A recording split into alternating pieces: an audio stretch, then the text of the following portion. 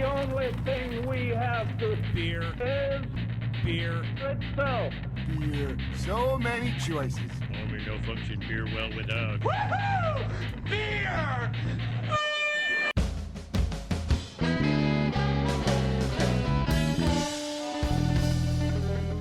Hello and welcome to the Halloween edition of Beer Busters, where we're going to bring you the news and reviews of some wonderful brews. My name is Dan Baker, and I am joined, of course, by my co-host and brewologist, Steph Hefner, and the household fermentertainer, Wayne Baker. And today we are joined by a wonderful and awesome fourth beer buster, Matt Vargin. Matt. Thank you so much for coming out today. Breaking news, this just in. Very quickly, we had some breaking news that we wanted to get to. Matt, if you don't mind, this is a story that you were telling us about.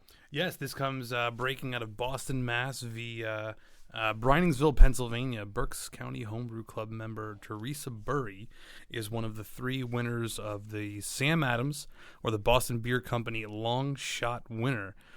This entitles her to have her beer brewed by the Boston Beer Company and distributed on a national level. They distribute it in cases. I think it's an equivalent number of three beers per case, and the winners have their their faces on the 6-pack holders. Teresa poured this beer, her pineapple IPA, at the Great American Beer Festival the other weekend. So Pineapple IPA. Good, yeah. sounds amazing. an amazing honor, an amazing award. Great to see it local. It couldn't have happened to a nicer person. That's really awesome. Yeah, That's that really is. cool. Wow, that's really cool. I saw we posted that, I guess, on our Facebook or Yeah. Twitter or something, and I didn't get to read the whole thing, and that's really cool to hear. So did they say how long it's going to be distributed for?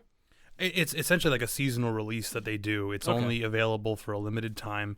They don't make a ton of it, but I think a couple of local bars have said, "Hey, Teresa Burry's a local. We're going to try to get a keg of this in here Yeah. to Canal Street, our local watering hole." But it really shows, I think, the commitment that Boston Beer Company and Sam Adams has to home brewers. She is actually a Boston Beer Company employee. The other 2 long shot winners were just random home brewers that submitted their beers to competition.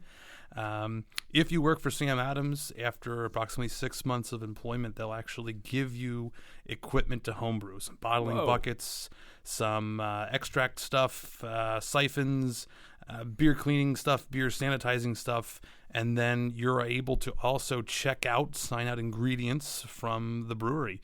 You want some 2-row malted barley, you want some, Cascade hops. Here they are. They encourage that sort of creative element within their employee group. That's awesome. really cool. That really encourages creativity, I think, And within their experimentation brewers and yeah. their employees there. I think that's an awesome And idea. I'm sure a number of really good ideas, really good recipes would come out Absolutely. of that, having that kind of freedom. Like a pineapple IPA. Like a pineapple So IPA. congratulations to Teresa. Yeah, I absolutely. cannot Yeah, wait to try this beer. definitely, It's right down my definitely. alley. And we need to give props to Mr. Jeremy Dre, I believe. Dry. It's pronounced dry. Jeremy Jeremy Dry. Dry. Jeremy Dry. My apologies, Jeremy Dry. Congratulations. Props to you, sir. Yes, we opened up the floodgates of Twitter while we're recording this episode, and he mentioned that we should give a shout out to Teresa about that awesome achievement of hers. Yes, thank you, Jeremy Dry. Now that we have that, I guess we should try to get her on.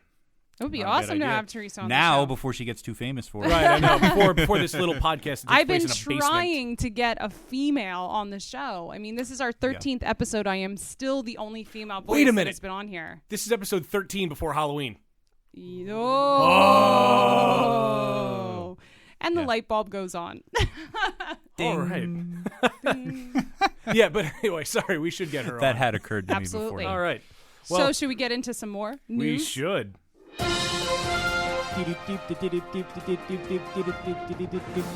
So the first one that we have here, it's not necessarily news per se, but it's something that we found while we were perusing the interwebs, and I thought it was kind of cool. Local brewery Victory, who's huge in the area and has some of the best beers I've ever tried, they have come up with a list of their beers that pair very well with candy, being the Halloween season. So parents, if you have any leftover candy, or you just want to take some off the top of your kid's Steal stash of them candy, from the kids, yeah. yeah. Why Well, not? I mean, it's like stealing candy from a baby, right? And then drinking a beer. And drinking a beer while doing it. While flipping off the police. Yes, absolutely. But the list they have, it includes a few of their beers here, and I thought it was kind of cool to see this, and I'm kind of upset I never thought of this. But they have their Fest beer they recommend with a peanut butter cup, and back in 1990, the good old folks at Hershey would tell you that there's no wrong way to eat a Reese's, and this just kind of goes to further that. So if you are to let a Reese's peanut butter cup, sit in a Fest beer, apparently it's got this wonderfully miraculous taste. That comes Oh, they out of actually say to put it in the beer? yeah. Well, let's see. The Malt Fest beer is a sweetness and roastiness that gives its peanut butter character, which pairs perfectly with the delectable treat from Reese's. I think they just want you to eat the Reese's peanut butter cup with the and, beer. and drink their beer. So maybe I'm just thinking that you should let it dissolve. Just let it dissolve. It's worth a shot. And it's Yeah. worth a shot. Yeah. The only downside you're going to have with that is that the oils in the peanut butter are an absolute and definitive head retention killer. Yeah. So Yeah, if that's you're not true. worried about a good creamy, frothy, foamy head on your beer, I say put that. Well, put they that say Reese's in there. Give they it a say shot. like a touch of earwax will actually just completely Yep. dissipate the head on a beer. Yeah. Why would you put earwax in your It's- beer? Why would you put earwax on anything? I'm just saying it's a fact. Well, a good any point. oil or lipid is going Right, to so destroy that's the what- head. yeah, Let's go yeah. with something that you've been eating some wonderful like salty, greasy potato chips, and then you get some Right. of that grease and oil in your wonderful bearded mustache, Right. and then that is that. That- Or and even just touches- on your glass. Right. Right. Okay, so don't let it dissolve in there because that's going to kill off the head. Moving on. Yeah, it's like a zombie. It kills the head. It's the only way it dies. Exactly. So they also recommend their Storm King Stout with a Tootsie Roll. And let's see here. Makes sense. Yeah, it kind of does. So it says you pair the chocolatey taffy treat with a big beer like Storm King Stout, and you've got a powerful pairing. And like their Russian Imperial Stout, Tootsie's got a toasted edge to it, and there's more at play here than just sweetness. I really don't think Tootsie Rolls have a very strong flavor, though. I mean, No, something like a Storm King has such a strong, wonderful You think it flavor. would really you think overpower. It would, yeah, it would Yeah, overpower. Tootsie Rolls it. are kinda Maybe you have weak. to eat the Yeah. Tootsie Roll first, Right. and then drink the beer. Or put it in a blender and then put it in the beer. Yeah, that could No. work. Or a Randall. No. Yeah. No. It says here they're the burnt chocolatey undertones of the Midgie, they say here. Tootsie Midgie? Roll. Yeah, Oh. yeah. I'm guessing the Tootsie Roll. The undertones of the Midgie, paired with the roasted malt in our Storm King, make for a dark and intriguing tempest of flavor. The other one they have on here, there's a few more. They recommend their Hop Devil IPA with candy corn. Now that's an interesting one. I really like Hop Devil, and I've never been a big fan of candy corn. Well, it's like the Lewis Black sketch. Nobody actually really likes candy corn. You just have to It's just eat it something because that's it's there. always there. Yeah. there it is. Well, maybe it would make you love the candy corn. It could. Absolutely, Yeah. because when you really get down to it, it's just a flavored wedge of Of like pressed sugar. Wax or waxy something? It sugar. tastes like candy. Right. If it, That's probably if it corn didn't syrup. look like corn, you would not You would- eat it. no. If it No. was just pressed into a cube, you'd be like, You're right. I'm not eating that. Yeah, It's It's What is like, probably corn. they're Yes. probably made of earwax. Oh man, I'd say you ruined candy Yeah, corn for I me, think but it Wayne ruined has itself. ruined this whole story. No, Which that no. means you don't want to put that candy corn, that No, earwax candy corn in your beer. It Right, kills it's gonna head kill retention. There is a really good one coming up that I think actually sounds really good, both with the beer and the candy. All right, Okay. let's hear it. So the next one they recommend is their Golden Monkey with Almond Joy. Yes. So We I love like Golden both Monkey. of those things. see, I'm not too huge on Almond Joy, but I'm very huge on Golden Monkey. See, now that one, I would drink the beer first and And then then have the have the- coconut because I find when I eat something with coconut, it always stays with me. It lingers, that Right. flavor. Right, and what they have here is they point out that the coconut and the candy and the banana notes in Golden Monkey make this a joyful duo. Oh. And they both boast their tropical fruit flavors that work well together. And in parentheses, if you aren't feeling nutty, Mounds is a substitute. Right. But, right. When I was a kid, I really thought Mounds and Almond Joy were the same thing. Well, Well, essentially, Almond they Joy's kind got of are. nuts. Well, yeah, I mean, Mounds except don't. when I was like 18, I learned that. one of life's lessons. Yes.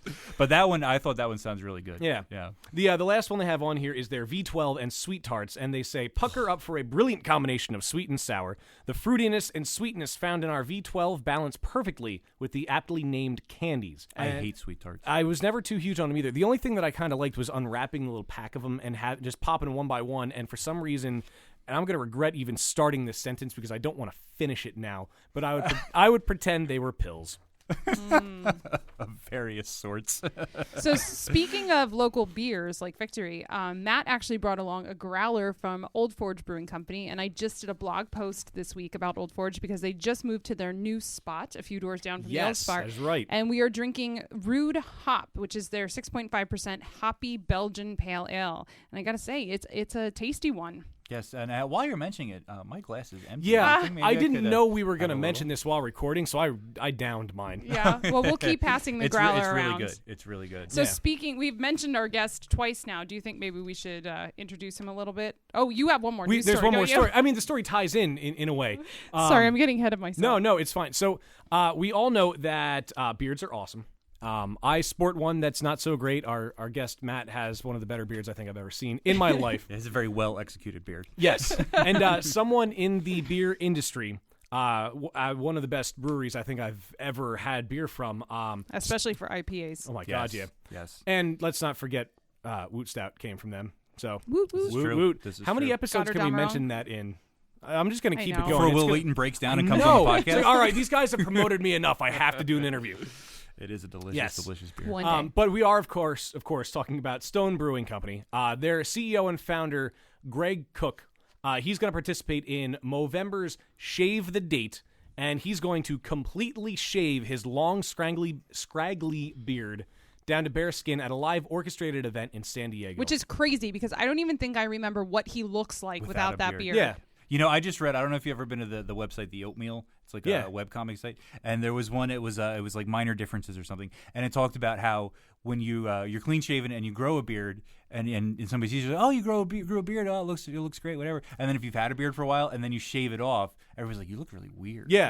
like it's somehow in reverse. It's a little Right. different. I've had a beard since I was probably 18 or 19 years old, and I've gone a total of 2 weeks clean shaven since then. One was for a girl I was dating back when I was like 19. The other was just for the hell of it last December. And I got so many people who looked at me weird and thought I was a different person. Like, it's just I shaved off a half inch of hair There's from my face. That's somehow it. there's a difference. Right. They say a man that shaves his beard for a woman deserves neither. I know. I heard that quote Yes. recently, and you know what? The beard is staying Right. unless I decide that it's going. And I figured, Which is why Which it is why. such a commitment to do this Yes, for this charity exactly. to, And- to go that extra mile and to you know what's shave it. even better about this? That the beard beer that we had, that came from his beard, right? No, that No? was Rogue. That was It was Rogue. Rogue. That was yeah. Rogue, yeah. That was I'm sorry, John, Stone. John Meyer. Sorry. Yeah. It's okay. Your beard's better. But beards and beer go hand in hand. They do. His personal and goal cargo shorts. and cargo shorts and sandals. And we've come full circle. Yes. His personal goal is to raise $25,000 for through the Shave Greg campaign. But he has an absolute rock bottom of $15,000, which is required to make this all happen. Which he has reached. Yeah, correct? we just checked Right. it today. Yeah, he's reached. $15,020 $20. as of recording this episode. Yes, he's $20 over that goal, which is awesome. And he goes on to say that twice in his life, he shaved a goatee, leaving a mustache, and both times he removed it the same day because it freaked him out when he looked in the mirror. He goes on to say, I can't imagine having one for a month. He can't imagine having one for a month, said Cook. My current beard is stately and reminiscent of our founding fathers. Yet if I raise enough money, I'm trading that stately look for a mustache that'll probably be reminiscent of a bad 70s album cover. And there's so many of those. I think 70s were definitely a dark period for mustaches. Yeah. So Shave the Date, Movember, it's what is that? Is that November 1st? Is that what this says? Shave the Date, November 1 is a day to shave down and get excited about the Hirsute month ahead. Nice.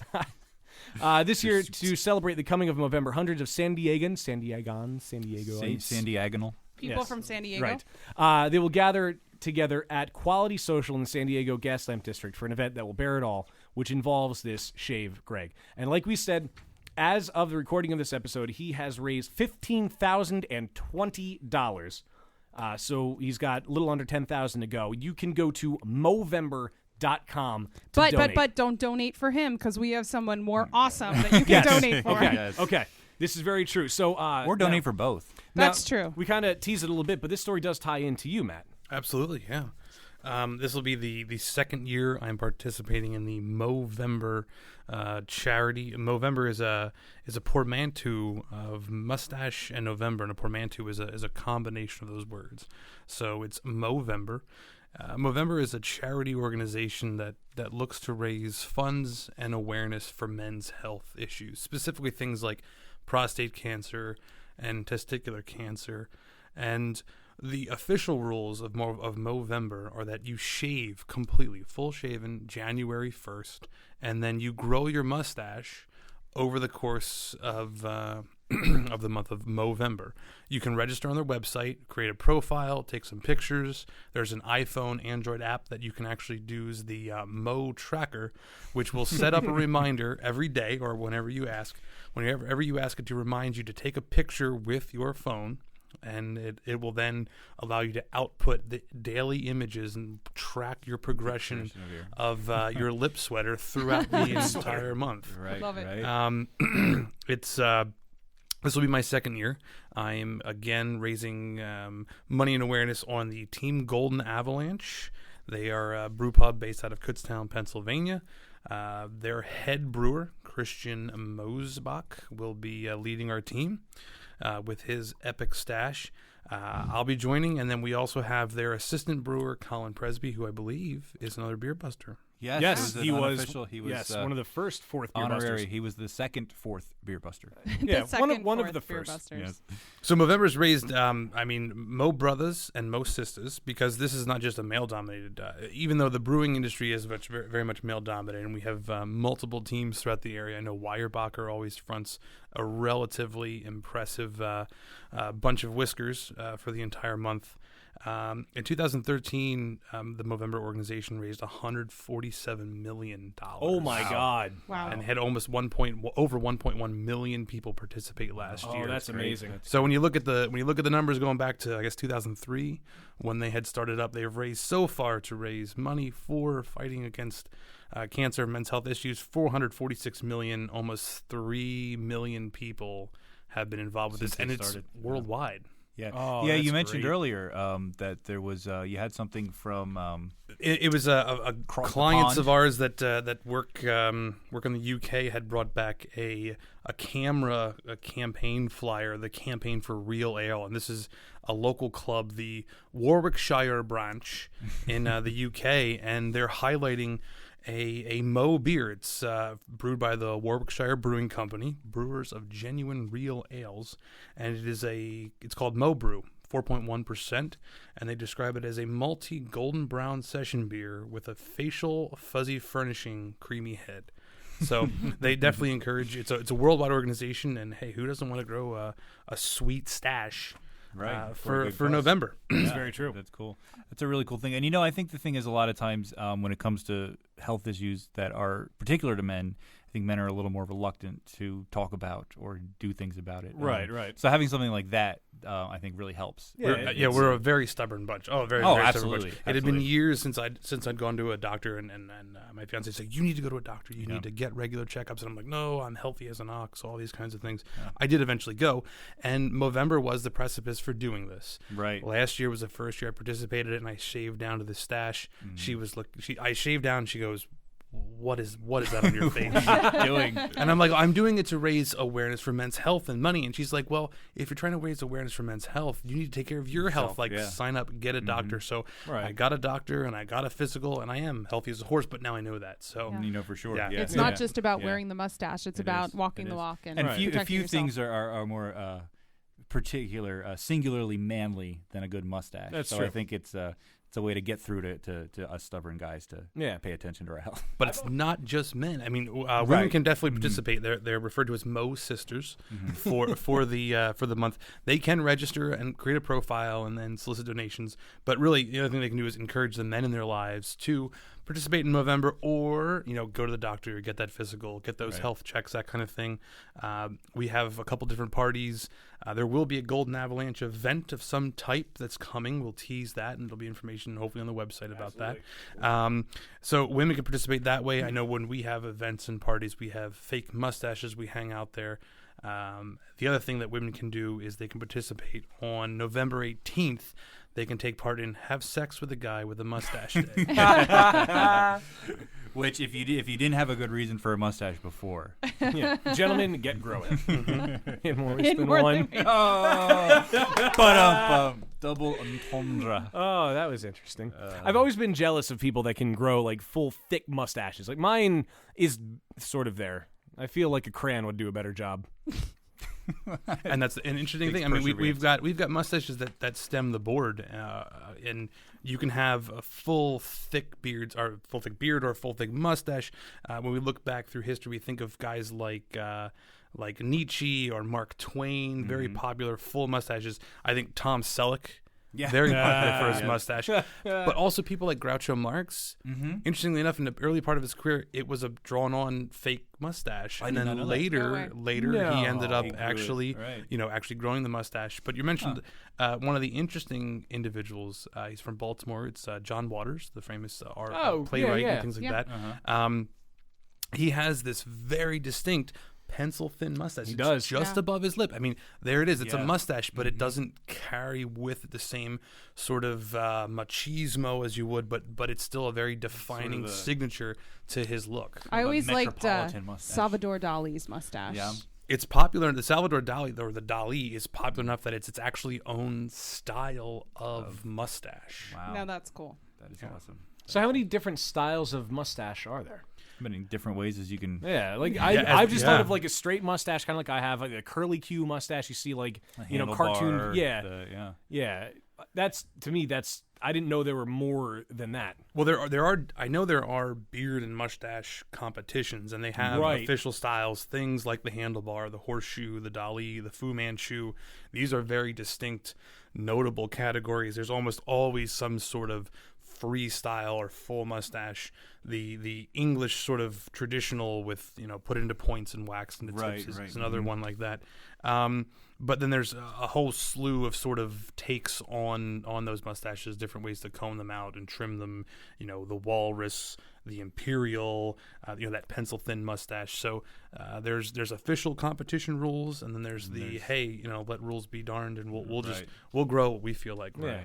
I saw on a TV show not too long ago. I think it was the Guinness record for the longest mustache, and I believe it was 14 feet. What? And it was a Indian guy, I believe. I think he was from India, and there was a picture of him holding it.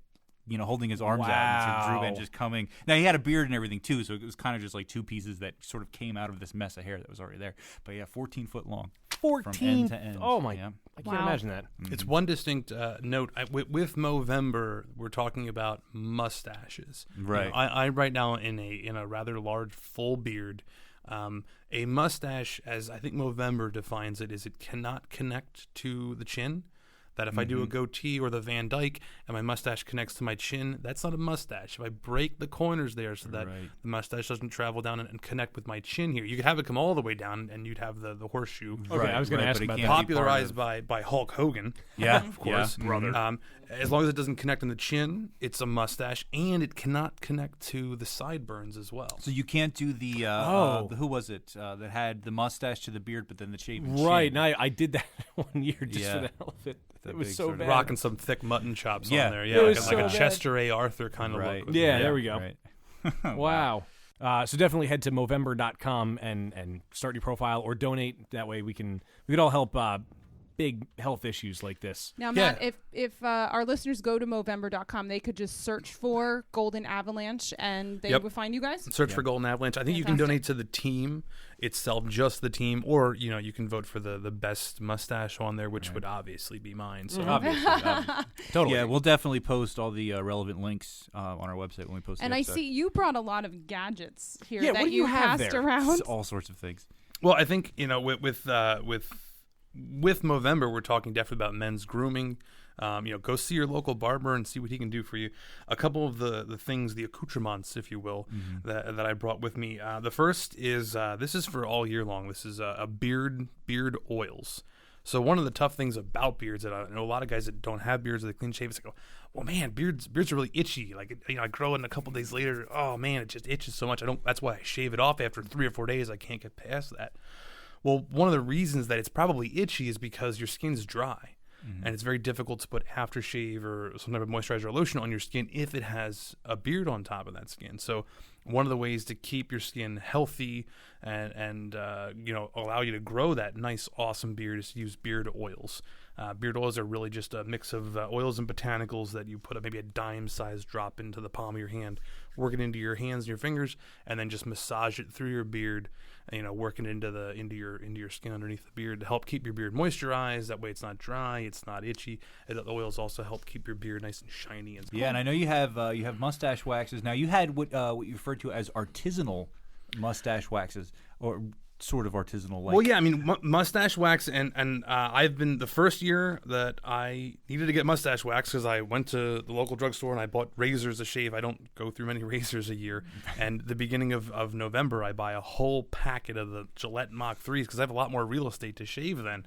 And most local or most national chain drugstores, CVS, Walgreens, that kind of thing, do carry mustache wax. And on the drive over here, I did stop at my local CVS, and for $5.29 was able to pick up a tube of Clubman mustache wax. It comes included with this awesome little comb to help you apply and get to it in there. stencil your mustache. Right. And it works pretty well. The hold's nice. It has a very sort of like minty pine green kind of flavor, or not flavor, I should say, but an aroma. One Suppose you're going to be plastering it on your upper lip. Yeah, right, it's right there. You know, it's right there. You Good want point. something that's pleasant, subtle, nothing that's too over the top. Right. But I was turned on to a specific mustache wax. This is Firehouse Mustache Wax. You can check them out at firehouse-mustachewax.com.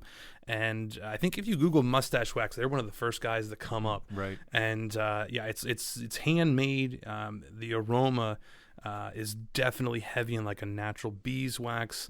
It's pleasant, but it's not over the top. Is. Yeah. We took a little sniff of it earlier, and I really liked it. Yeah, that was really nice. It comes in little tin cans here. There's probably an ounce or so or two in there. I imagine you don't use much per application. Yeah, just yeah, a tiny little bit. A very, very little bit. The application of mustache wax, and if you look onto YouTube videos, you can find a plethora of them demonstrating the topic. But the best way to do this is to prepare the mustache wax to kind of warm it up, kind of a little bit soft. We have old cast iron radiators in our home, and you can place this on the radiator maybe an hour or two before you're ready to apply the mustache wax. Comes a little more supple, a little bit easier to apply.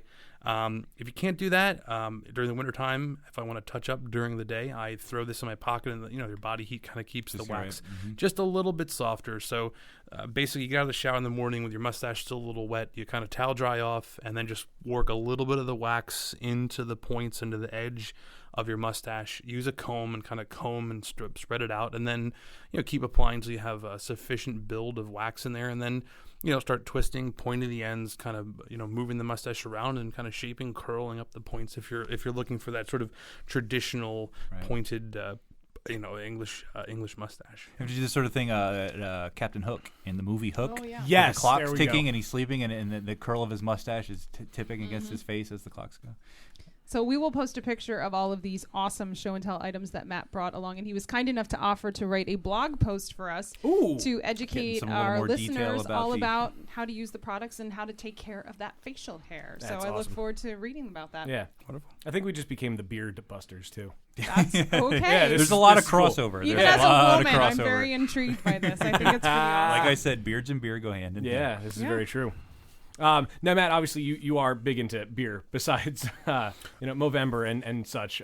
So you homebrew? Yes. Okay. I've been homebrewing for 10 plus years. I started in college. My father made wine, and all I needed to do to start brewing beer was go out and buy a beer kit from my local wine homebrew supply shop, because he had carboys, he had siphons, he had cleaning agents, sanitation agents. Used my mom's stock pot on the stove, and when I was about 22, 21 or so, started brewing beer, and it's been a fun fun foray since. I'd like to say that I'm a fermentation nut, and I don't stop just with beer. I do brew a lot of beer, but also beers, wines, meads, ciders, cheeses, which is something that it's a fermented product that a lot of people don't think of. Wow. Also things like kimchi. My fiance and I, we just tried our first batch of kimchi, which is a fermented cabbage that you find a lot of times in Korea.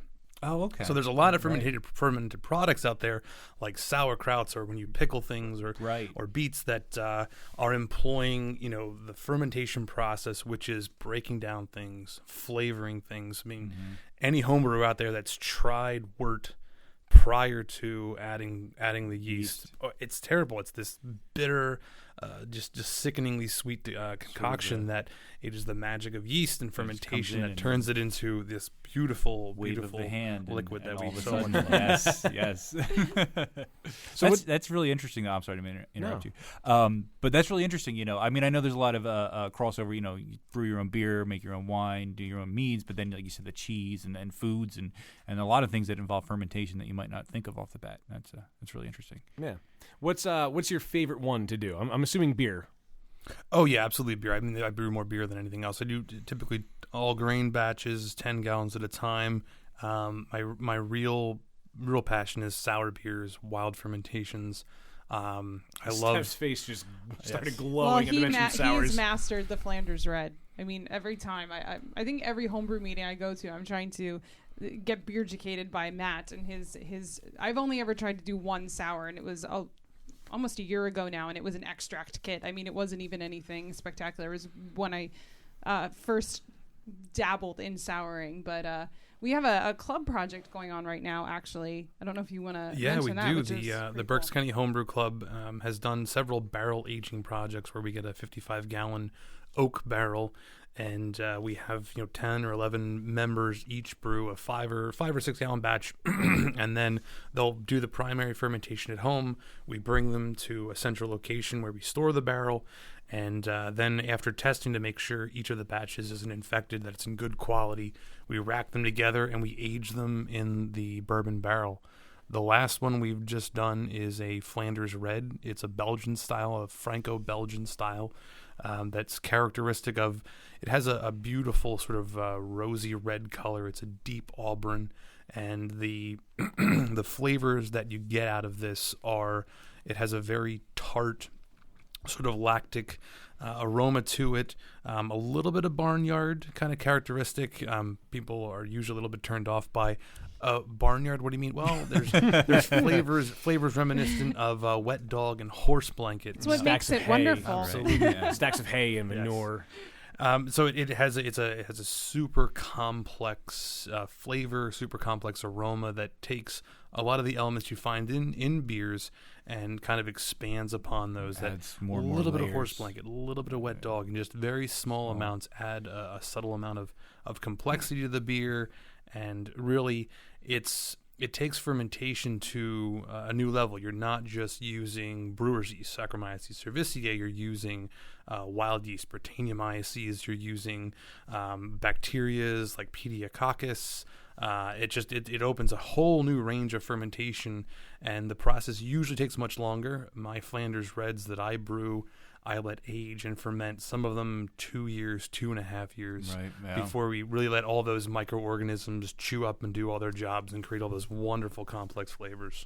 Wow. Should we mention our shout out to Joe Moran at this time? Sure, why Perhaps not? one of our- you just did our sort of. tweeters. Yeah, he He was also the makes a- first. He was the first to jump on the wagon. Yay, Oh, Joe! his tweet. Did I mention that Beer Busters is my favorite podcast, and Ooh. Steph's Pepper Rausch beer is my favoriteest pepper beer? Yeah, well, Joe makes some pretty amazing beers as well. He's the very first homebrew club I ever went to. I remember tasting Joe's sour beers and talking to Matt about sour beers, and I'm like, I think I have found my people. So, it's all good. Well, have thank you, come Matt, for joining us Yeah. today. Oh, Did thank we you. did we also mention the Capsaicin Carnival this episode? Oh, yet? yeah, that's Oh yeah, true. Matt was the face of Capsaicin Carnival. There you go. Steph's habanero IPA that she brewed Yeah. a little while back. Yeah. That's why our audience probably recognized his name. Yeah. There you go. If not Hopefully. the name, the beard. You know. Oh, yeah, beer, yeah. definitely. The beer, And I have to say, when we posted the label on our Twitter, somebody responded and tagged the comedian Kyle Kinane, which I thought was hilarious. 'Cause And he's the Comedy Central announcer. he is. Yeah, He is, yeah. So if you've watched Comedy Central, you don't know Kyle Kinane. You actually do know Kyle Kinane then. But you do look very much alike. Somebody said Joss Whedon too. That's true, yeah.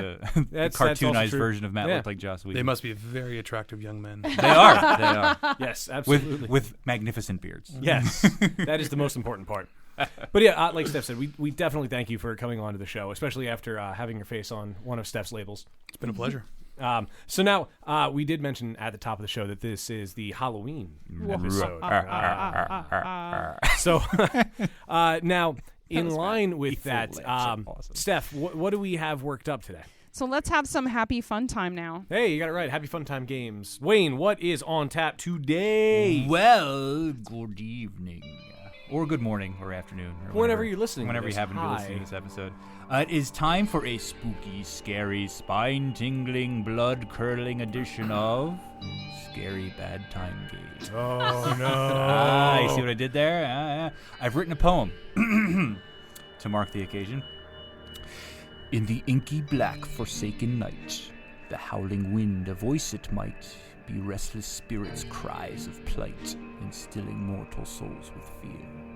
At this demon hour the veil betwixt two realms turns thin and frail.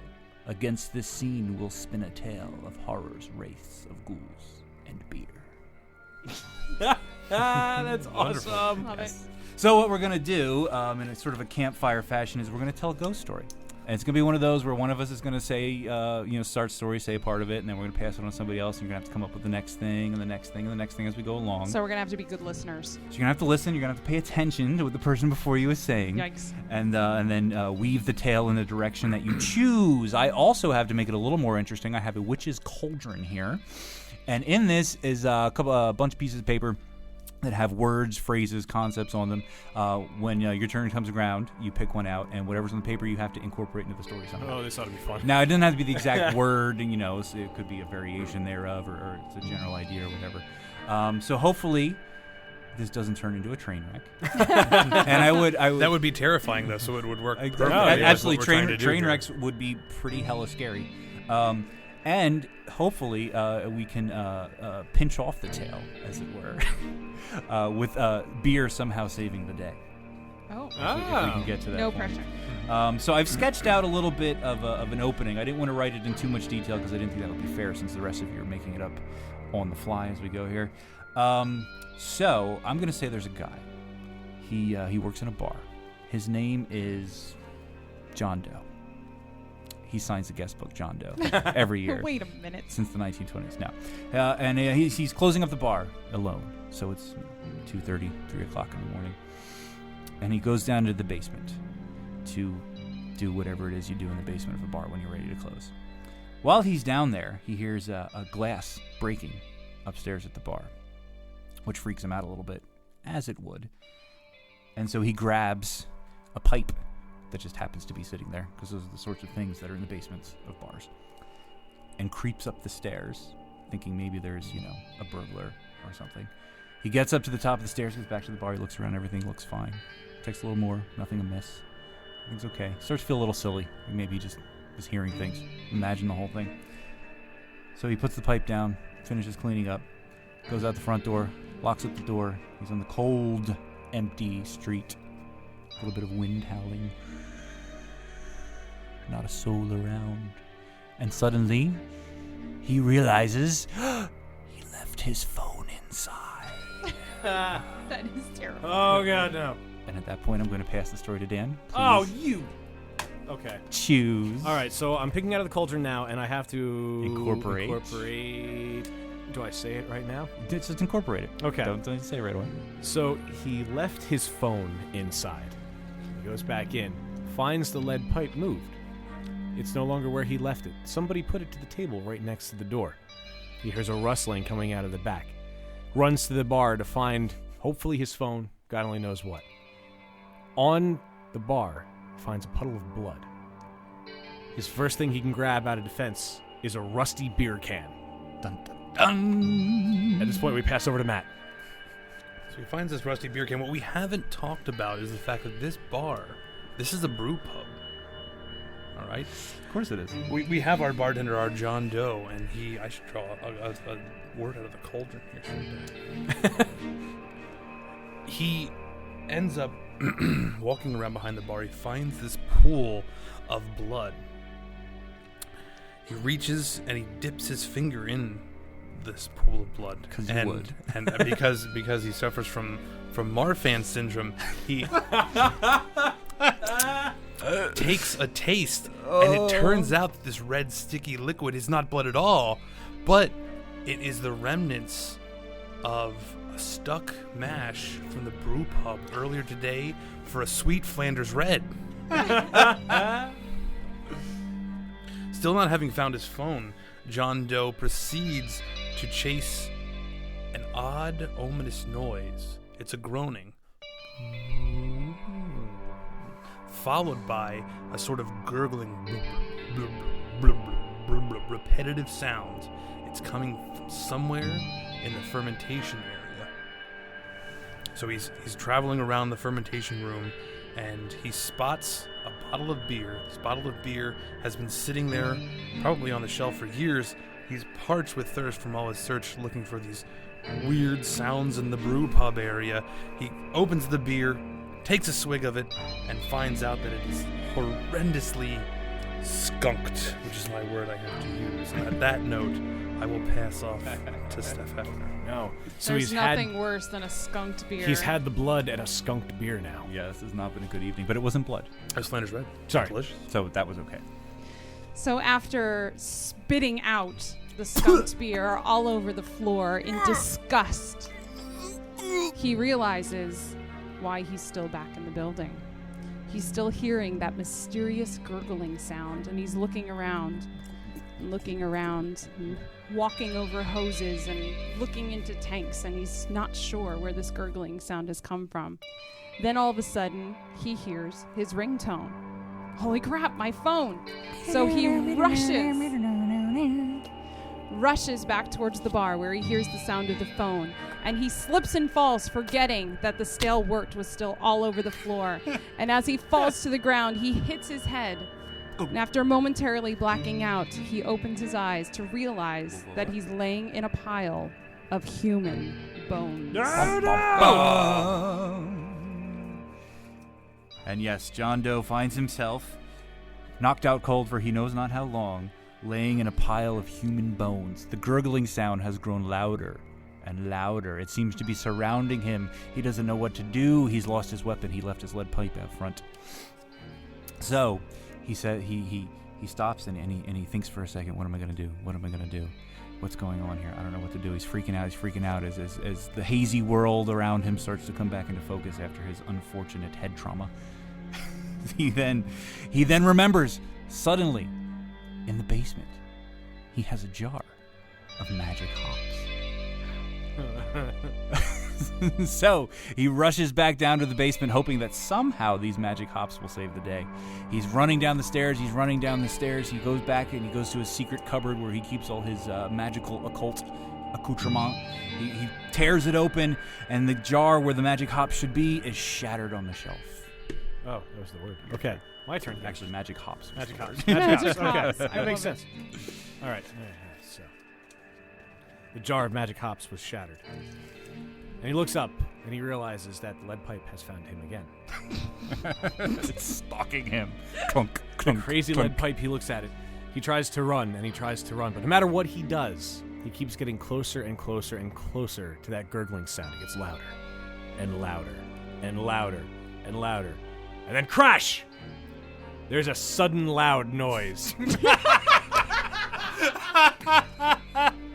A sudden, loud, indescript noise. Okay, I pulled unicycle out of here. Nice. We're gonna keep working on this. This loud crash noise is a bucket that was stationed below an active fermenter. He figures out that the horrific gurgling noise is actually CO2 blowing off from fermentation. And what he does is when he kicks this bucket of sludge over, it crashes to the floor, and on the floor is written in the yeast slurry and trube that is poured out in perfectly spelled out letters, John Doe, you should buy a unicycle and do the following, which I'm going to hand off to Steph. With your unicycle. OMG. It wasn't written in orange paint. Well, we've kind of already covered this word. So with permission by the master of What the is game, I'd like to choose another word. Oh, ferment. Ferment. Actually, I thought that's what he had pulled Yeah, earlier, I but think he didn't. we've Okay, we've you done, can- yeah, go ahead. done No, I the got fermenting. unicycle. You got unicycle. What did They're you handy in unicycle? breweries, I will say. Ah. So freaked out, John Doe stumbles and slips back to his feet. not quite understanding what is going on. Was it the skunky beer that is making him see things? Was it the magic hops that had escaped? What is going on? So he crawls hands and knees out of the... Where is he right now? He's in the brew pub. In the brew The pub. fermentation room, yeah. Back to the bar, again trying to find that phone of his. And he's looking, and the gurgling sound is there, and he's tripping over the human bones, and he's like, I just want to get my phone and get out of here. And all of a sudden, he sees his phone in the distance. But... Hello! It is in a pile, or a puddle of beer, and next to it is a broken beer mug. Oh, that's scary. And now his phone is probably ruined. Oh, It's in the beer! And he didn't have Apple Care. Are we wrapping this up now? Maybe. As he, oh my goodness. All right. So he runs towards his phone next to the broken beer mug, and the phone is covered in beer, and it's sparking and it's lighting and making weird electric dying sounds that these things tend to make. And he gets over to it and he's like, oh my God, my phone, despite the fact that he's been, chased by paranormal phenomena for the all evening. He's more concerned about his phone. Of course. So he goes over. It was an iPhone 5C. He picks up His his phones phone. actually exist, right? Yes. Yeah. And he's looking at it, dejected. My phone is broken. And suddenly, an alarm sounds. It's the burglar alarm to the bar. And he turns around. He hears the door to the basement slam open, and thudding up the stairs slowly, blump, blump, blump, is a giant hop monster. I am the giant hop monster, it says. I have a thing for unicycles, it says. I have been chasing you all evening, it says. Why? Why, hop monster? Why have you been chasing me? Because I never closed my tab. Wah, wah, Oh. wah, wah. Okay. And he goes over to the register. He says, it's $27.52. And he hands him some cash, and he says, keep the change. Thanks a lot, buddy. Ding, ding, ding goes out the door. Have a good night. Now I got to get a new phone. The end. The end. Wonderful. So yeah, wasn't That too didn't much turn of- into a train wreck. not too much of a all train right. I can live with the way this turned out. I'm Wow. glad you mentioned the unicycle again, just saying. See what we didn't talk about in the story is this ended very unfortunately for the hop monster, because 2 weeks later we found him, and we actually used him to dry hop an incredibly dank and resinous double IPA. Hey, he did not die in vain. That's true. All right, so now that we have tested our improv skills, which I'd like to say that the typo on the show notes here says "improve ghost story." We will improve it next year. Yes. Now we have to go to a staple of every episode that I look forward to. Steph, what do we have on tap in? Your beers. No. Know your beers. So as Wayne labeled it on the sheet for today, know your beers, skunked beers with science. Science. So we're going to talk about skunky beer, something that terrifies and is scary for every brewer. So everyone knows that aroma and taste go hand in hand. An integral part of drinking a great craft beer, especially a hoppy one, is inhaling that wonderful aroma prior to taking the first sip. But unfortunately, sometimes that aroma isn't as pleasant as we'd expect. A beer becomes skunky when it is overexposed to light. This is also called light struck or sunstruck. So why is light so damaging to beer? The bittering agent generated from hops during the boil is a compound called isohumolone.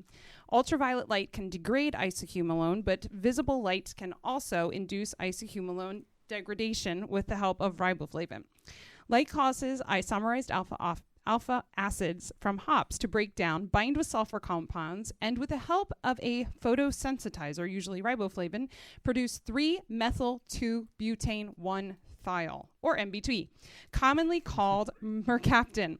This sulfur-containing substance produces that strong sulfur smell extremely similar to skunk spray. MBT is extremely flavor active.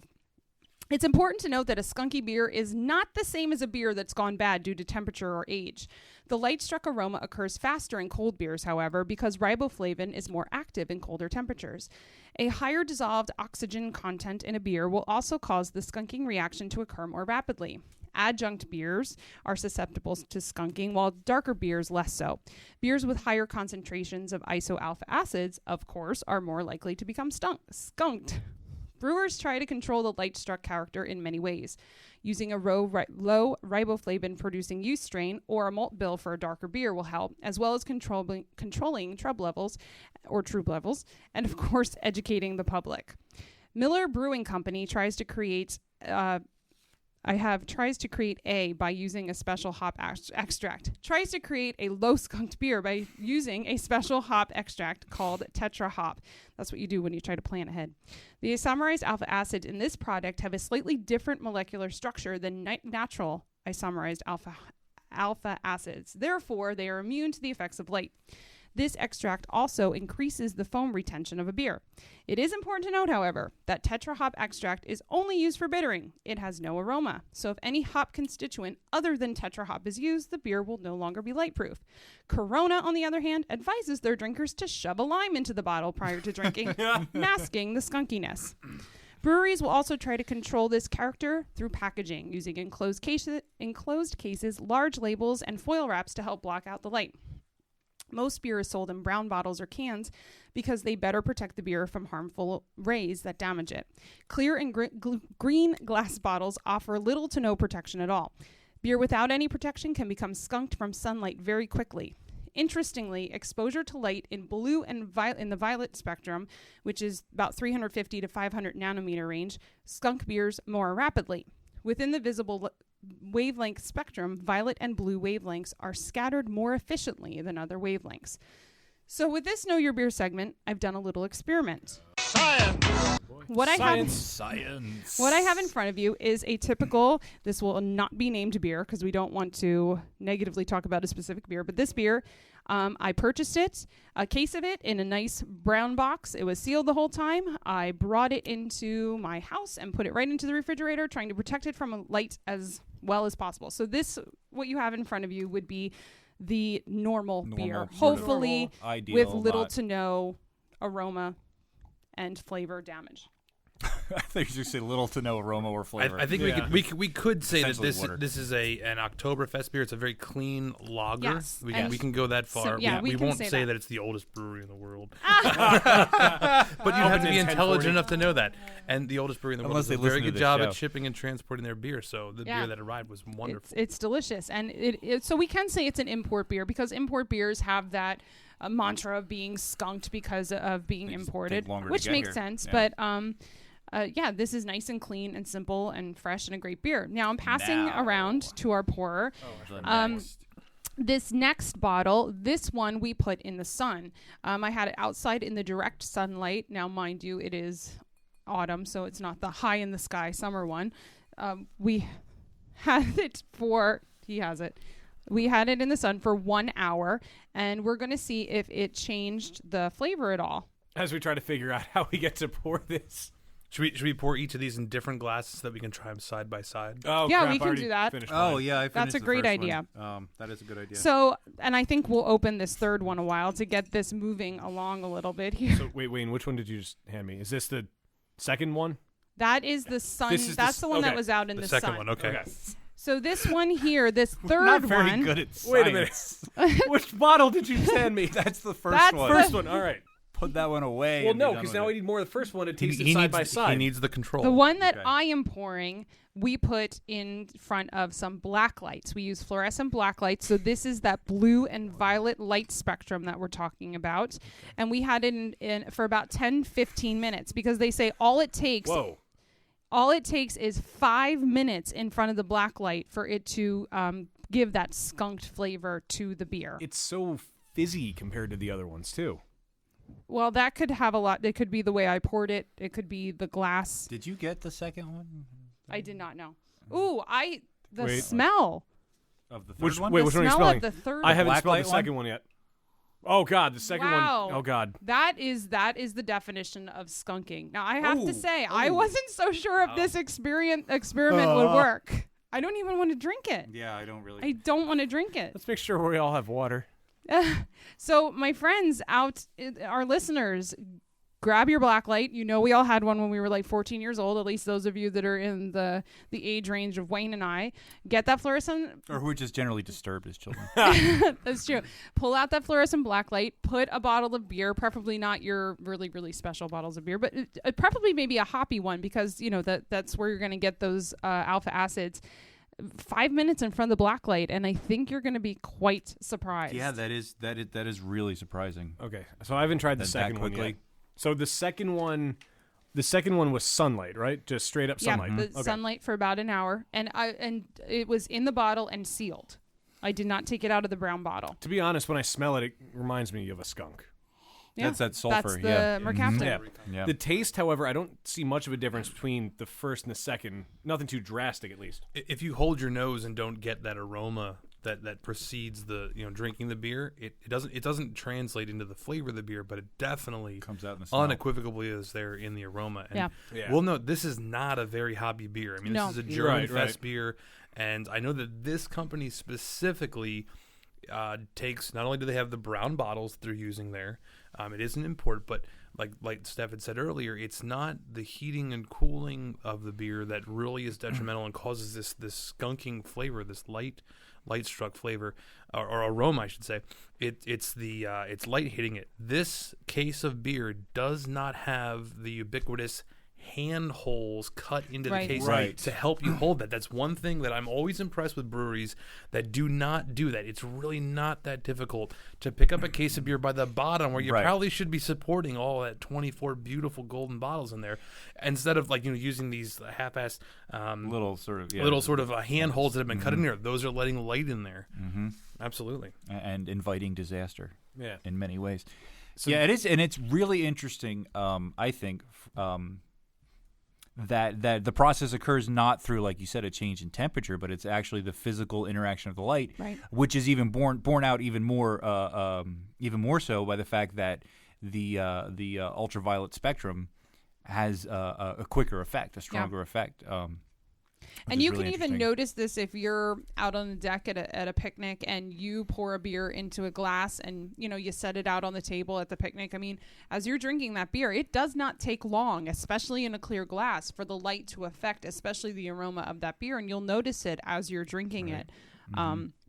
It's just amazing, and we proved it here on Science Beer Busters. That's right. Has anybody tasted the third beer yet? I did. Yeah. You did? Okay, I haven't yet.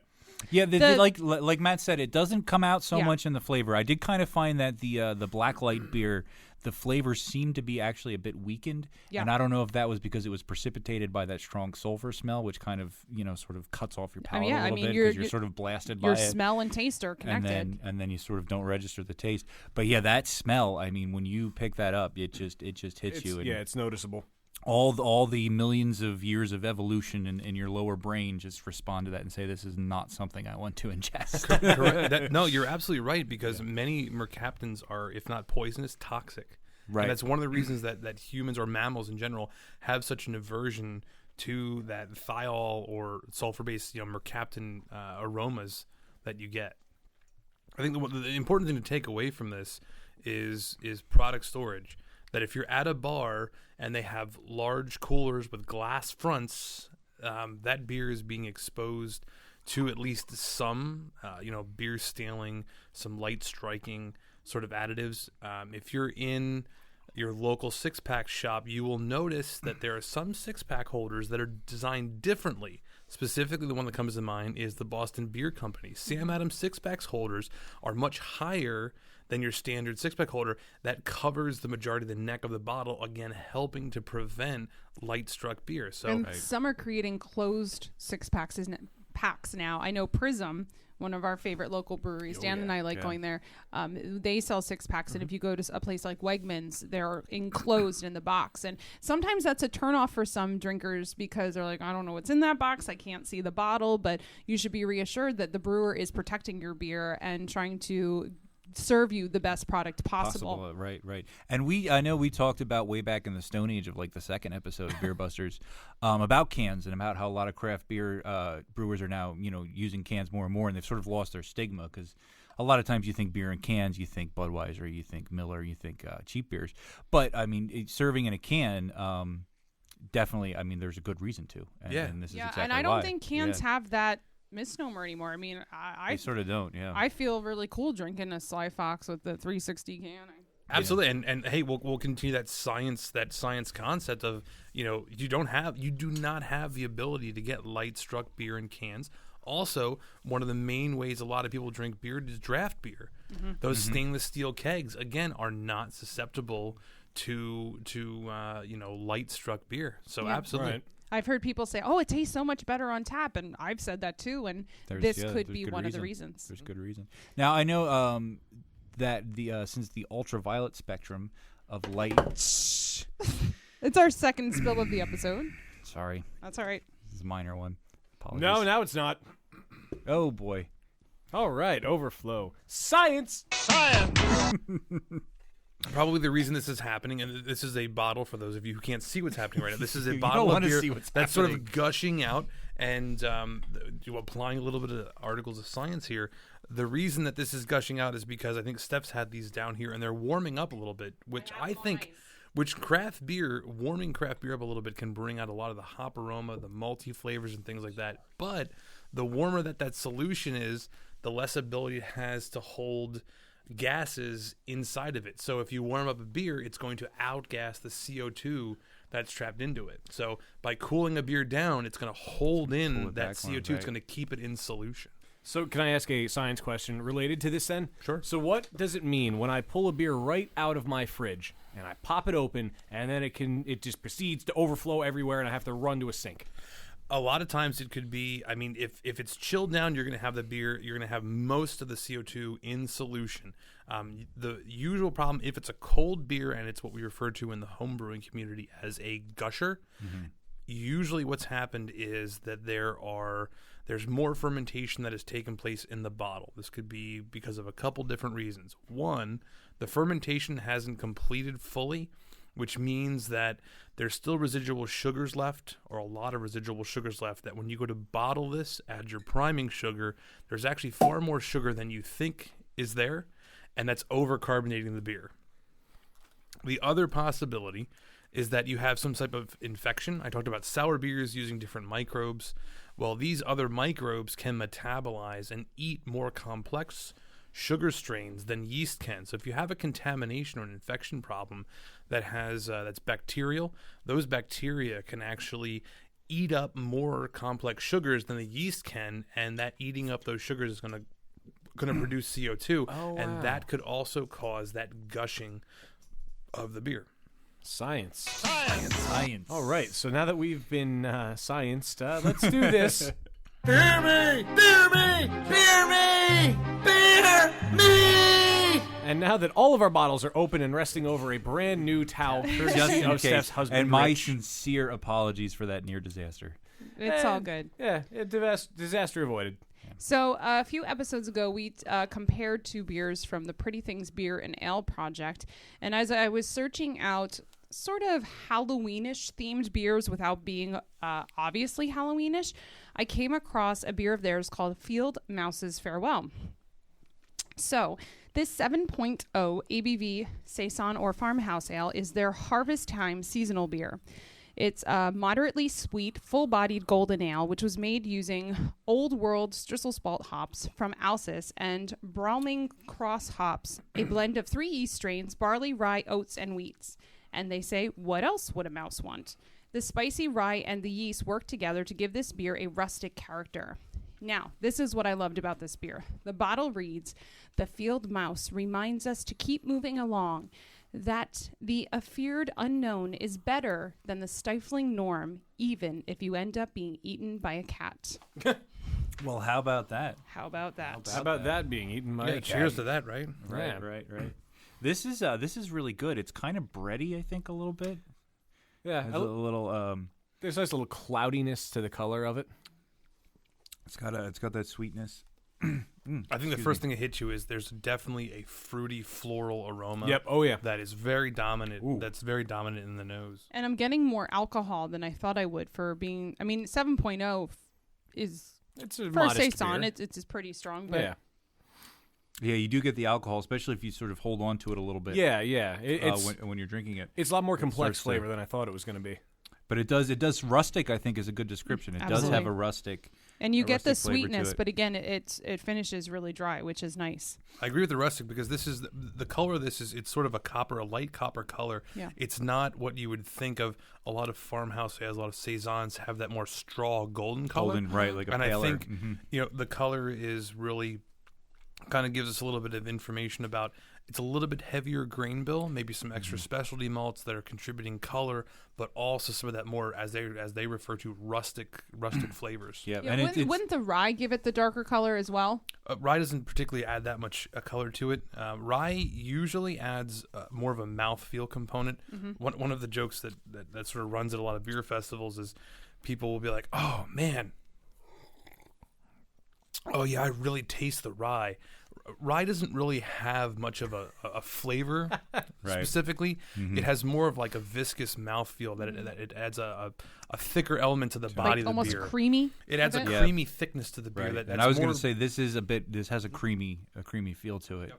You know, if you look at it from the top, and I don't know, this is just me being stupid, but you look at it, No. and the swirl. Thanks. The swirl pattern kind of reminds me of marble rye bread. Yeah, I see what you're going. Good, okay. good. I'm not being stupid. No, you're right. You're right. It does kind of. It's like looking in the clouds. Yeah, looking it does. at the It top does of have your a beer. swirliness to it. But yeah, it's a creaminess. It's kind of full. It's a really nice flavor. I like it. It's another wonderful gypsy brewer because Pretty Things, as far as I know, they do not have a brewery like Stillwater, Brian Strumke. They are a gypsy brewer. Oh, really? They go from place to place to place, and sort they of nomadic brewing. They basically purchase or buy out. They find breweries that have excess capacity, and they'll approach them and say, "Hey, we want to brew this beer. We will have you bottle it, or we'll find someone else who will bottle it." And they'll use other people's systems to be able to brew their beers. Yeah, So I like that one. I'm pouring out our second beer here, which is Because I have now been verboten from pouring beer. well, you weren't paying attention, so I started. It's fine. It's another Harvest Ale, and this is from our friends at Southern Tier Brewing Ooh, boy. Company. Oh, always love Southern Tier. Southern This is their Harvest. It's a 6.7% ABV seasonal ale brewed with 4 varieties of hops and 2 types of malts. I could not find specifically which hops and That which malts, so I smell. guess they're keeping it under wraps. Does it We're smell- definitely going. I mean, I'm going hop aroma here. Oh, We're- yeah. we Oh, got- yeah. Very, probably. very hoppy in the aroma. I'm going to say probably some Cascade, some Citra, some Sriracha Ace. We get a lot I must of. be getting smarter because I was going to say Citra and Cascade. I know 2 Ooh. of those words. Oh wow. I like this. So Southern Tier has been brewing this. They call it a extra special bitter since 2003. I don't know. It's It's not pretty it's- special for a it's- bitter. If you ask yeah. me. Holy cow. This golden this beer offers ample carbonation, I'd agree with aromas of caramel malts, pine resin, and grass. The flavors include overtones of grapefruit, spicy notes, and snappy hops. I'm getting those snappy hops. To be honest, I'm getting the grass. Good. Yeah, there's a Well, grassiness to it. their description is spot on then, I suppose, right? This I'm one not seeing the caramel in the aroma. I'm not getting that. Yeah, it's probably masked by some of the other things. the hops. Yeah. It's just enough I get to a kinda little- add a little bit to it. I mean, the hops are what's get a hint of dominant it. in this beer, absolutely, in both aroma and flavor. So this beer is released in September each year, and it celebrates the change of the seasons, a deeply comforting ale to usher in the sunset as the evenings get cooler. How nice. Wonderful. I think brewing harvest ales, and I've brewed a harvest ale this year, like I try to do every year, and we brew them. Most brewers brew them approximately about the time that you get the fresh hop harvest, which is sometime in September or August, maybe pushing into the middle of September. And I think one of the reasons you're getting that grassiness is that a fresh, wet hop or harvest ale, as they're many times referred to as, you take the fresh cones right off the vine, and you add them to the beer. So they have more of that, the chlorophyll, a lot of those sort of wet green hop flavors and Right, aromas that when you dry the hops, those go away. Right, and I was not aware of that, but that you can definitely sort of pick out that difference between. I mean, if you think about hops, any plant really that's fresh off the vine or dried out, really would change the character of it. How could you not want a beer that tastes like fresh hops? I know people That's a good that don't particularly enjoy that sort of vegetal It is flavor. earthy. It's very grassy, earthy. That fresh wet hop harvest ales have. A couple individuals I know are just they're set against it. They're just like, it's a waste of hops. Nope, don't do it. Wow. Really? It's that and pumpkin beers are like fresh wet hops. Just it tastes like you're drinking grass out of your backyard. And pumpkin beer, well, pumpkin doesn't add anything to beer. It's all the pumpkin spices, so don't call it a pumpkin beer kind of thing. So, Wow. yeah, I think this is great because Southern Tier has done a wonderful job of not just conveying that flavor of that fresh, wet, grassy, wet hop, but also they've backed it up. I think we will all agree that crisp, like citrusy, pineapple, the aroma and the other flavors of the other hops are definitely helping to keep that grassy vegetal nature of the fresh wet hop from being overpowering. It's almost like you get that fresh, grassy, sort of almost like morning dew sort of thing. Yeah. But it doesn't get soggy. Yeah. If that makes sense. No, it finishes nice Absolutely. and dry. Yeah. I love It the dries up at the end and carbonation. it- I love how it's the carbonation I is could pumped see up too. though. I could see getting a little fatigued of that flavor after a little bit, getting a little tired of it after maybe one or two, and kind of wanting to switch up. I know you're looking at me like I'm crazy.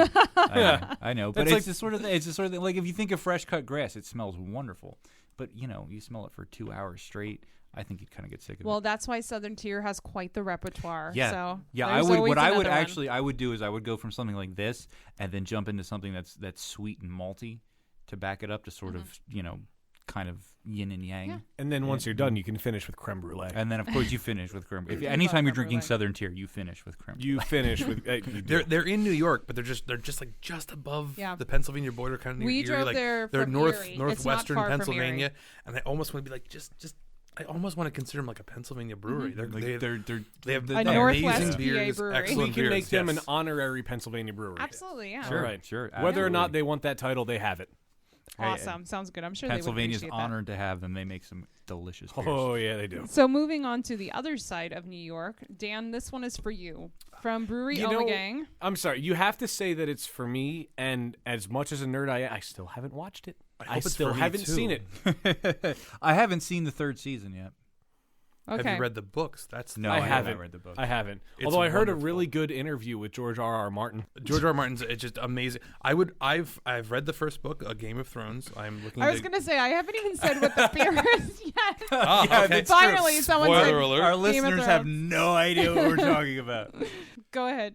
This is Oh no! I mean, Oh, please. What okay. what beer could we possibly this be is drinking? Brewery Omegangs. Game of Thrones, take the black stout. with a subtle hint of blood. From the Red Wedding. Okay. Did Matt get any yet? Oh no! Here you go. Pass Sorry. it down. I'll do I the would intro like to while we're take the passing. black. Yes. So, Omegang and HBO have added yet another beer to the Game of Thrones collaboration series. Take the Black Stout follows their Iron Throne Blonde Ale, which flew off shelves earlier this year.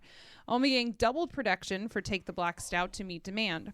Inspired by the Brotherhood of the Night's Watch, Yes. Take the Black Stout was made to be deep, dark, and complex, like those who have sworn the oath to defend Westeros Westeros. Anything yes. south of the wall, really. That's Westeros. against They're threats not all from complex, the north. though. I have to say there was a couple simpletons. I really wish I had the original story when I said they were going to brew this, but I think I threw that out. Yeah, well, if you look at the label, the Which I label depicts the weirwood tree where Yes, I Jon remember that. Snow Yep. recited the oath before Yep. joining the Night's Watch. Take the Black Stout is a 7% beer brewed with base caramel, chocolate, and roasted barley malts. Hops include Northern Brewer and Columbus. Spices are licorice root and star anise. The black beer offers a full tan head, which is still there. I poured this Yeah. about 5 minutes ago. It's awesome. It is very With aromas good of chocolate, retention on the caramel, head. and earthy hops, along with light roastiness and a touch of fruitiness. Tastes include chocolate, coffee, rich malts, and balanced roastiness. Clean hop bitterness joins with slight woody character and spiciness. So let's see if you agree with Omegang's description of Take the Black Stout. Getting I a don't lot wanna- of the fruitiness in the aroma. I'm even drinking it in an Omegang glass right now. I just realized that. Look how that worked out. Serendipity. Serendipity. Oh, I love this. Now, I had this on tap at the fridge in Lancaster a Really? few weeks back. That And I is have to say, good. I'm getting the exact same aroma, which I love. Wow. It's got a smoky, almost meaty But I flavor get to it. I get Right, like right. dark fruits and dark chocolates. I get a lot of the fruit in the aroma, not so much in the taste. Really? See, I get some of the fruit in the taste.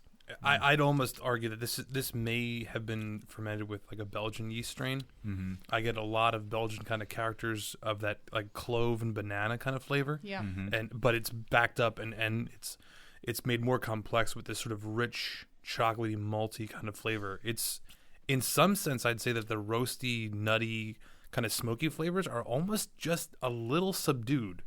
They're agree. not over the top like a Russian Imperial Stout. They're dark and complex, but they still let that yeast character really shine through. Yeah, I'm getting the smokiness a little stronger. It kind of feels like the smoky nuttiness is the foundation upon which Yeah. everything else is. And I'm is glad you sitting on said top of. banana because I'm thinking like banana split, but I'm thinking like the bananas and the nuts and the dark chocolate syrup and even a little bit of maybe not so much strawberries, but like a darker like a dark black cherry or something in there. Like it's good. I'm good. Yeah, I like the roastiness. Sorry, that's a- It's very good. looks I've fabulous. already Seinfeld finished reference. mine. Wayne, can you top me off a little bit? I will make it so. Make it so. Is that every time one of us asks for more beer? Is That's that our just what- thing now. All Oh, right. that is the wrong beer. Now you have to drink that too. That's more of the field mouse. My Oh, darn. apologies on that one. It's darn! I need to drink more beer. But Woe the, is yeah, me. the color of this is phenomenal. These are the It's colors pretty. I really like in beer. The darkness, the red that comes through. You know, And but look, you can the bubbles, mm-hmm. Look at the the bubbles. carbonation is and the beautiful. creamy Peppers. tan head.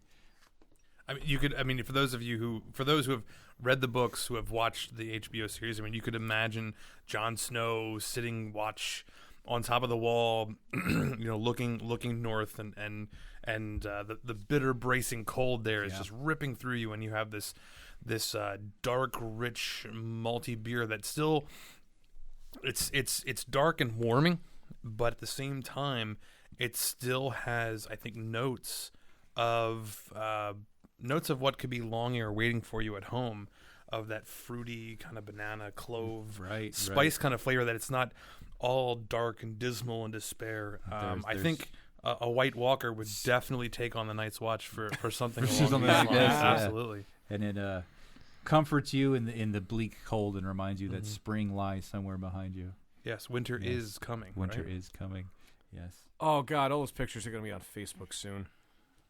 Memes. Sorry. No, it's just like people put the things on Facebook that are like, oh, this is really popular. Now the winter's coming. There's going to be pictures of Game of Thrones. Oh, winter is coming, and I'm going to be really sick of it. But that was like the first episode of the first season. That's got to die off soon. Speaking of dying off, I mean, George R. R. Martin is just Yeah. everyone is No dies. spoilers. No spoilers. No. It's not much of a spoiler to know that the writing of George R. R. Martin he kills everyone. everybody He just off, yeah. absolutely. He's a wonderful author, and I'd actually recommend watching some of the HBO series first, then reading the books, because he's so complex with his characters and what he's talking about that it really helps to kind of put a little bit more of a summarized story together, that you can read the books in a little bit more in depth. You will still get a ton of pleasure by watching the HBO series, then reading the books. Yes, everybody dies. And doing it while drinking the beer, I'm sure absolutely, makes it even better. take the black And stout. both of them. As a final note, you mentioned sitting on the biting cold, the sort of bone chilling. This is the sort of beer that I think on a cold winter's day, this or maybe a little bit of Jägermeister, I think would really kind of hit the spot. But with Jaeger, you won't remember tomorrow. That's true. That's why, you avoid Jaeger. I can picture myself in front of a nice warm fire drinking this beer. Yeah. Excellent. So our last beer is from, Dogfish Head Brewery. Hey, we did all Northeast U.S. beers today. I just noticed that. This is Miles Davis Bitches Brew. No, not Witches Brew. This is Bitches Brew. Bitches. In honor of the 40th anniversary of the original release of Bitches Brew by Miles Davis in 1970, Dogfish created this 9% ABV dark beer that's a fusion of Oh my god. 3 threads of imperial stout and 1 thread of honey beer with geisha root. The label features the album's iconic artwork. Bitches Brew was unveiled at Savor on June 5th of 2010 at the National Building Museum in Washington, D.C. Sam Calagione, founder of Dogfish Head, acquired a copy of the album within months of the first time he brewed a batch of homebrew in his New York City apartment and listened to it while writing his Dogfish business plan. So Sam said, "I wanted Dogfish Head to be a manically inventive and creative brewery analog for the digital age. You could say that my dream was to have Dogfish Head in some small way stand for the same thing in the beer world that Bitches Brew stands for in the jazz world." So this is Bitches Brew. I just have to say, Jet black. with the color of this, there's no light that's ever getting through that this. it really is. This is the definition of an opaque beer. Midnight motor oil. And like it's got it wants to be a tan head, it looks like, but it's so dark that it just The head is very minimal. I mean, it's Right. It's not as much as the last one. We probably have a high ABV and then other additives that may be a little bit difficult to keep that great head going. Right. Did right, you? right. What is the ABV on this? Did we- 9. 9. Was it 9? Did you say Nine, that? nine, This nine, is nine, the nine. highest Sorry. we've done Number tonight, right? 9. Yeah. Number 9. This is good. Oh wow! And that's as descriptive as I'm going to get. Shout out to my friend and fellow homebrewer Missy. This is one of her absolute favorite God. beers. So every time I get to Delaware and they have it, I'm sure to pick her up a fresh bottle. It's good chocolate. It's smoky. It's sweet. stuff. It's roasty. It's roasty. Roasty. Yeah, it is. It's dark, bitter chocolate coffee. But Love again, it. similar to the Game of Thrones Take the Black Stout, it also has a very fruity element to it. It does. does. Absolutely. It does. With Which it. really, I think, again, comes out in the aroma, and then follows up with a little more subtlety in the taste. Wow. I'm just so consistently impressed with Dogfish Head's beers that Yeah. there are times when I do not like the flavors that they've managed to combine and blend together. They're adding ginseng, or they're adding some type of fruit, or some type of kumquats or lychees or pluots or who knows, whatever kind of crazy exotic Right. ingredient they're adding. But so even if you don't like the flavor that ingredient adds, I think it's very difficult to say they haven't done it superlatively. Yes. That it just, the flavors are never angular, they're never sharp. They come Right. at you at these just gradual, sweeping, rolling steps. You can and tell they just do that such a good job at as dealing with that. exotic as the beer is, whether you like it or not, you can tell that they have worked to perfect it. That Oh, they yeah. have tried. That Yeah. they have experimented. That this is the culmination of a lot of experimenting. I almost get, and I don't know if this is just the mixture from my palate of all the beer we've had tonight, I almost get a mint flavor out of this. Maybe a little licorice. Yeah, coming maybe up. that's what it is. I get the yeah. licorice, yeah. I don't know so much No, mint, just but a tiny bit. Yeah, the licorice that could sort of give you a hint of mint, perhaps. a hint of One- mint. A hint of One mint. thing to With a know is subtle hint of mint. you're never wrong in what you taste in a beer. Aw. If no, seriously, everyone's palate's very different. People have different thresholds for different flavors, aromas. Remember, and- there's no and stupid elements. people. No, there's no stupid questions. Only stupid So people. if you Wait a- taste mint in this beer, then that's what you taste. Is So mint. what if I take a sip and I tell you I get like cheeseburger out of this? Then I would ask you, where are you buying your cheeseburgers? Okay. Hey, I got fruity pebbles from Pumpkin. I mean, Pumpkin was Pumpkin lots is of breakfast cereals. Like in if you Pumpkin. just compiled so many flavors into one seasonal beer, you have pumpkin, and not in a bad way. It was so good.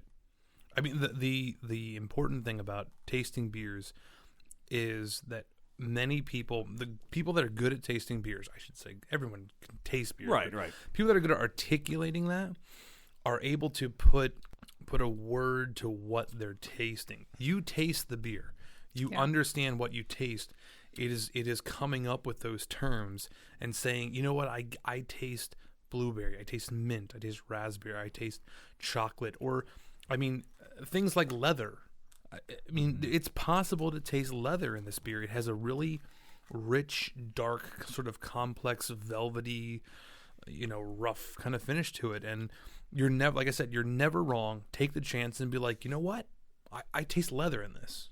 You can't be wrong because that's what you taste in it. And that's great advice. I mean, early on, one of the first episodes we did, there was a beer, and it smelled like cigarettes to me, and cigars. You said or cigars. and I didn't want to say it, but I guess I finally did say it on the episode. I think, but you have to be confident. You know what? I smell this. I taste this. It might not be what you smell or taste, but For some everybody's reason, experience is different. The more sort of unique and harder to describe taste that I get, especially when I first drink a beer, for some reason they hark back to something I ate as a child. Yeah. Like when we drank Wood Stout, the first thing I thought was those root beer barrel hard candies. For some reason, just popped in my head. Yep. We drank pumpkin. It was Lucky Charms cereal, things I've had as a kid.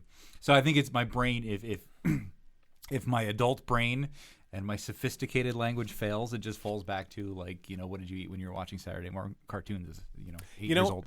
About that, and I even said this to somebody the other day. Smell is what the sense that's linked to memory the most. And taste and smell almost go hand in hand. So Absolutely. it makes sense that happens. And it brings back good memories. It does, Hopefully. mostly. For the most part. This may have been brought up at a previous Brewbusters episode, Beerbusters episode, or Beard. Who the hell are the Brewbusters? Brewbusters? Who are these people? I mean, Get them on the phone. Who do I have to kill? It's the faction of Beerbusters that brew, right? Would that not be apropos? Yeah. Steph is a beer buster and a brew buster. That's right. And a so anyways, brewologist. Good save. Correct. But and this may have been mentioned before, but I know a wonderful trick, quote unquote, to do is to take a sample of beer and a piece of chocolate. And we did talk about that. Yes, before, and so you take the chocolate and the beer, and you smell the chocolate, and you taste the chocolate, and you drink the beer, and then you pinch your nose, and you eat the chocolate again and drink the beer, and it's a completely different experience. I mean, it's totally different. It really sort of solidifies that connection between the audible or the auditory. Was that your Colin nose and that your said that? No, Probably. Mike Coons. Mike. Yeah. Okay. One thing we did talk about when Colin was on the show, that you're talking about the connection between aroma and taste, Yes. but also the connection between when you're tasting several things, and the connection from one to another, and how your palate, and it was palate fatigue, where you say if you take Yes. a sugar solution, you put, say, a packet of sugar in some water, mix it up, drink it. Slightly sweet. Add twice as much sugar, mix it up, drink it. Sweeter. 3 times as much, mix it up, drink it. Sweetest still. And then go back to the first one with the original amount of sugar, and you taste no sweetness Yeah, whatsoever. it's like water at that point. Yeah, brief escalation. And on that note, going back, and I have a little bit of the Take the Black Stout from Omegang here in my glass. I'm getting, after tasting the Bitches Brew, which I think it's much more hearty, it's much more dark and roasted. I'm getting a lot more of that fruit out of the Game of Thrones Take the Black Stout now. Interesting. Really? Yeah, I'd I have could to see go back that. and I try could that. see that. I've finished mine. Same here. Passing it Yeah, down. I It's actually would coming. like to try that because I could definitely see how the Bitches Brew could. I would love turn to bring pair out more those of the two fruit. with chocolate as well. Yeah. They would would be be good. great beers Yeah, to take a with nice chocolate. piece of dark chocolate, like 70%, 85% dark chocolate, Yeah. and let it simmer there for a while. The other thing you compare it with, I mean, we talked earlier in the news section about, I think the rich dark chocolate would pair well with them, or I think more importantly, it would complement them. Yeah. Something that would pair well with them would be the peanut butter in the Reese's peanut butter cup. Right. Ah, yes. Because the peanut butter Sweet isn't. baby Jesus. It's not really complementing. It's pairing with them. Adding if you had a Exclaim the rich name. dark chocolate, it's going to be similar flavors than what you're tasting. It's going to enhance rather than Exactly. contrast. Or, But if you're having something that peanut butter, that nutty flavor, or Nutella maybe, delicious. There you go. Yeah. There you go. You know what? I am getting more fruit out of the Game of Thrones one. Yeah, now. when Yeah. you go back to the I Game did. of Wow. Thrones after the Bitches Brew, it definitely gets sweeter. Yeah, it's It nice. definitely gets sweeter. And while we're finishing up our tasting segment, I just want to give another shout out to our friends that have tweeted or twatted at us, whatever Wow. version you prefer. I think we should go with Thank tweet. you Tweeted. to Officially tweet. Yeah, I Twitter. think Twitter. I Thank- think we owe them. I'm just going to run through a little bit here. Yeah. All right. Well, Who we- here yeah, we're go going to hear Joe, Tom, Colin, and Jeremy all took the time to tweet at us Tweet during us. the show. So thank you guys for doing Thomas that. Scoglio says he's drinking Trogs IPA, waiting for the next episode. Yum. Um, Tom says to Joe, you could at least make your ass kissing a little more subtle because Joe said it was his favorite podcast. Hey, well, it should be his favorite podcast. Right. Somebody forgot accurate. a hashtag. Apparently, Colin mentions Movember. Hashtag mash tag. Could you hashtag forgot hashtag? No, but I believe somewhere in this string of tweets, somebody Hashtag hashtag. Hashtag. Joe apparently is not fully comfortable with the hashtag thing. Hashtag, et cetera, et cetera, et cetera. It kind of degenerates into an argument, which is kind of interesting because we've sort of fomented. See, but the problem is that's the internet as a whole. true. Everything leads to an argument. true. I will say all of these people are very good friends in real life. Yeah, no. But it's- you know IRL. what? It's For obviously those of just- us who are just for not fun. able to be here or can't be geographically friends in real life, where can individuals find you guys on social media? I mean, Oh what's my your god! Twitter handle? Oh my god! Thank you so much. Hold on. Wait. I'm Oh, gonna- there's an answer to his question that I want to give. I'm going to come over to where you're drinking and hashtag you right in the mouth. Blow. From Twitter. You know what? On that note, Joe we're Moran. at All- Beer Busters on All Twitter. I can think of, and Wayne will understand this, is bangers and mash. Oh, Lord. All right. on Facebook. Let's So, do our plugs and let's- end this yes, train wreck. Yes. Facebook.com/BeerBustersPodcast. Oh, come on. Fine, you read it. Do it. I wrote them all down. Do it. Here you go. It's all you. Oh, yeah, thanks. So, let's not forget that See, arguments can happen in real life, not just on the internet. This is true, but they lack the anonymity, and That's so it's true. much more interesting. That's true. So let's not forget. Let's remember. Remembering's good. That all the beers that we have will be checked in on our Untapped account, which we are. At Beer Beer Busters. Busters. No. Speaking of that, There's no we are at. just Beer Oh, Busters. sorry. There's no Beer at. Busters. However, there is an at when we get to Twitter and Instagram, where we can twat things and twit things and tweet things. And instantly gram That them. felt so dirty to say. We're also on Google Plus. Just search for Beer Busters Podcast because they don't give you the vanity URL that you want, and there's a lot of numbers involved. And there's Search. no twatting required. Right. We're also apparently on MySpace, but more importantly, there's Facebook.com/BeerBustersPodcast. And all of this and more will be linked on BeerBustersPodcast.com, where we have our recurring, somewhat regular blog posts, mostly out of Steph every Thursday. Mostly fist and starts Hey, from the rest of us. I've been blogging. but a lot importantly, more you lately. should look forward to that men's facial Yes, hair grooming absolutely. podcast Keep that an is eye coming down out the for our pipe. guest blogger, Matt Yes. Vargin. Oh, I'm so excited to have a guest blogger. That's Sorry. pretty cool. That's pretty awesome. cool. Something So- I think we should do more of in the future. Absolutely. Hopefully, some of our listeners, if you're into writing or just have something to say, send us Let an us article know. your You way. guys We'd have an love idea? to post it. I mean, we paid for the domain. We'll put your words on it. That's I was true. reluctant about doing it, and then of course you have to mention it on the air. That's why we so, did that. Well, I can't. You avoid can't that. back out now. Yeah, anyway. And look for Wayne's post on Halloween beer beer-themed costumes. Yes. Halloween costumes. Coming very soon. Give you giggles aplenty. To kind of expand on what Matt just said, the fact that you say it on the air means you have to do it. That's exactly why I said I was going to do my last blog post, because I knew if I said it, I had to do it. And And you that did. being said, next week I'll have a blog post. Yay! Crap.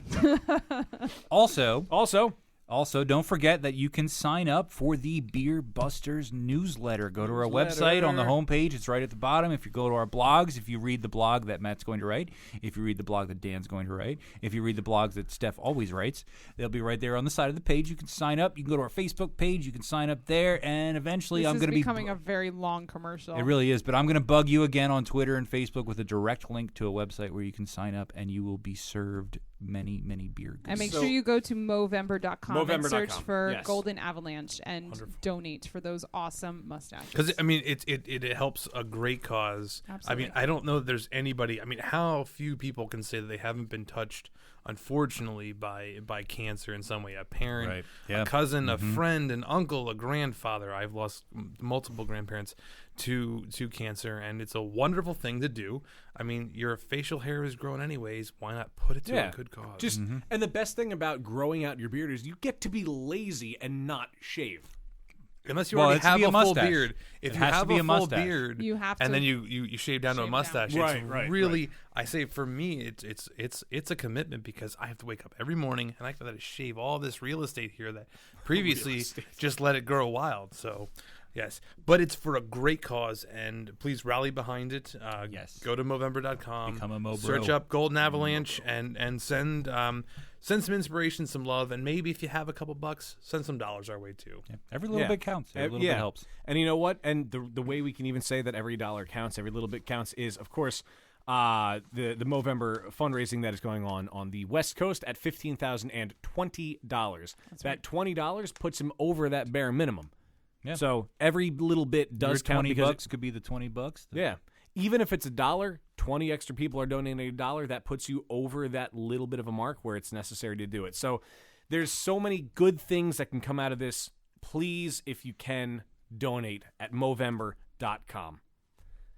And on that note, this does bring us to the end of another episode of Beer Busters Podcast. And we would like to, of course, as always, thank you for joining us. And there's a famous Halloween poem that will say, I'm not scared of goblins or ghouls and things that go bump in the night, or werewolves and bats and witches and such do not give me much of a fright. But there is one thing that scares me to death, and only this one thing I fear, and that's to open my fridge at night and find I'm all out of beer. #truth. We, of course, would like to thank our official fourth Beer Buster on the day, Matt, for joining us. Thank you so much for coming out and helping us It's been today. a pleasure. Pleasure was all ours, I promise you. As always, my name is Dan Baker, joined by my co-host and brewologist, #Steph Hefner. and our fermentertainer. Wayne, Say your name! Wayne Thomas Baker Junior. Oh no, you're busting out the middle name. I had to restart the outro music because it ended, and that's what threw me off. And I slipped and hit a Homer Simpson quote that I feel like I need to play. Can we end this thing already? We probably should. Thank you, my friends, for joining us. We wish you a happy Halloween. Be safe and take care of each other. #I gotta pee. Cheers.